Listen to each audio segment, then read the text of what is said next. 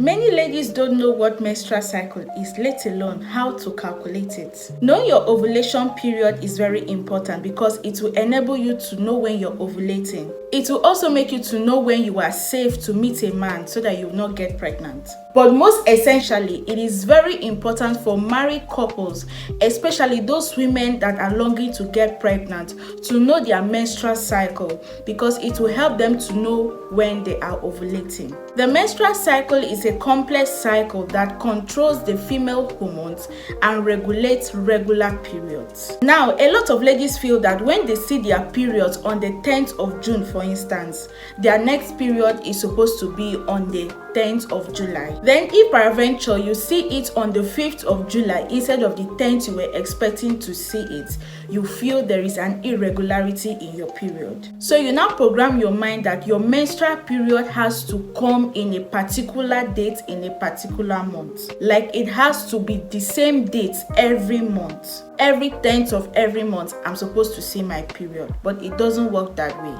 There are some people that it works that way for because they have known their menstrual cycle. But if yours is not happening that way, it doesn't mean that you have any problem.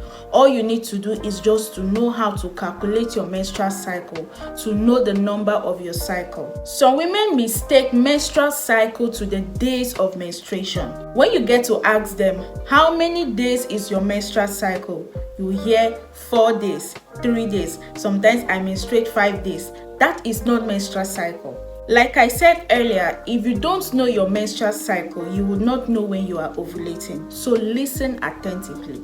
How to calculate your menstrual cycle is, first of all, go to your calendar. Take note of the first day of your menstruation. The first day of your menstruation is known as day 1. Then you count it through to the last day of your next menstruation. So now let's do the mathematics. Let's say you saw your period on the 9th of June. Then you start counting from that 9th of June. That 9th of June is your day 1. Then you happen to see your period on the 7th of July. The last day of that menstrual period is on the 6th of July because 7th of July is the beginning of another cycle.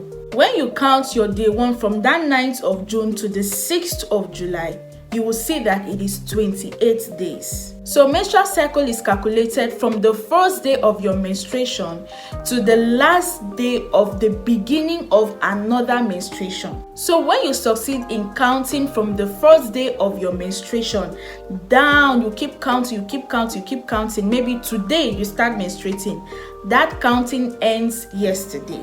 Then you calculate the number of days it entered. When you succeed in understanding your menstrual cycle, then it will be easy for you to ascertain when you are ovulating. Now, knowing that that cycle is 28 days, your ovulation is now on the day 14. So you start counting from on the 9th of June, you count 1, 2, 3, 4. The date that it falls on the day 14 will be your ovulation day. So from my calculation is on the 22nd of June, that is ovulation day for that cycle. So if you happen to sleep with a man that day or within that period, it is possible for you to get pregnant. Another factor is if you happen to sleep with a man 2 days or 3 days before that ovulation day, you will also get pregnant because the sperm lives in a woman's body for up to 72 hours. So while the sperm is there, the egg will be released and there will be a sperm that will fertilize it even without you having sex on that day 14. Knowing your cycle is very important and knowing your ovulation day is mostly important. I know there will be a lot of questions pertaining to this topic, so endeavor to drop it in the comment section. And don't forget to like, share, and follow for more.